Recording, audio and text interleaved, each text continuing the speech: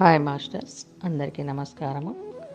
మనం జీవిత ధ్యేయం బుక్ నుంచి రోజు కొద్దిగా తెలుసుకుంటున్నాం కదా. ఈరోజు మరికొద్దిగా తెలుసుకుందాం. ముందుగా బ్రహ్మర్షి పితామహ దంపతులకు నమస్సుమాంజలు. ఇంతవరకు మనము ముచ్చటైన 3 స్థితులు, అందులో 2 స్థితుల గురించి తెలుసుకున్నాం. ఈరోజు 3వ స్థితి గురించి తెలుసుకుందాం. ఏ మ్యాన్ ఈజ్ ఏ మ్యాన్, మనిషి మనిషే. చిట్ట చివరిదైన 3వ స్థితిలో మళ్ళీ ఏ మ్యాన్ ఈజ్ ఏ మ్యాన్ అంటే మానవుడు అచ్చంగా మానవుడిగానే హాయిగా జీవిస్తాడు. 2వ స్థితిలో ఆర్జించిన జ్ఞానంతో తాను అపరిమిత సామర్థ్యం కలిగిన చైతన్యాన్ని అన్న సత్యాన్ని మర్చిపోకుండా తాను అసలు ఏ మానవీయతను అనుభవించటానికి ఇలా ఈ లోకానికి వచ్చి ఉన్నాడో ఆ మానవత్వంలో సంపూర్ణంగా జీవిస్తాడు. మానవుడు నిజమైన మానవుడిగా జీవిస్తాడు.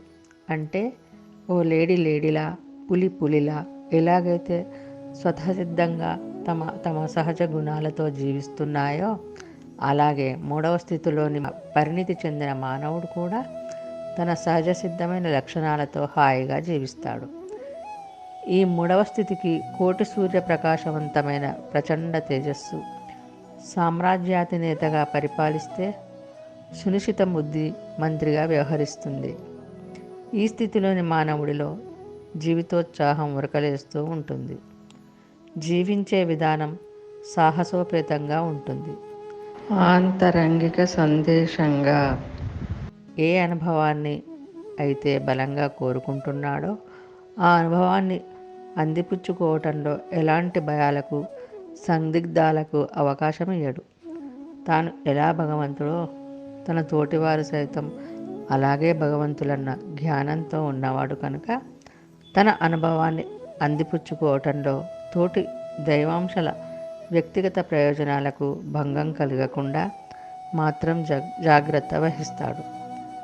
మిగిలిన తప్పు ఒప్పులకు అలాగే మంచి చెడులకు అతీతంగా ప్రవర్తిస్తూ శరవేగంతో కొంగ్రొత్త అనుభవాలను అందిపుచ్చుకుంటూ నిత్య నూతనంగా జీవితాన్ని సాగిస్తూ ఉంటాడు.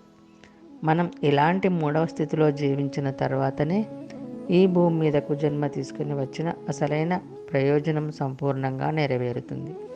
ఇక ఆలస్యం ఎందుకు? అసలు సిసలైన పరిపూర్ణ మానవులుగా జీవించి పుడమి తల్లిని పులకరింప చేద్దాం రండి. ఓకే మాస్టర్స్, ఈరోజు ఇంతటితో ముగిద్దాం. తిరిగి రేపు మరికొద్దిగా తెలుసుకుందాం. అందరికీ ధన్యవాదాలు. బ్రహ్మర్షి పితామహకు నమస్కారములు. మనమందరము ధ్యానము, స్వాధ్యాయము, సజ్జన సాంగత్యము, శాకాహారము పాటిద్దాం, స్ప్రెడ్ చేద్దాం.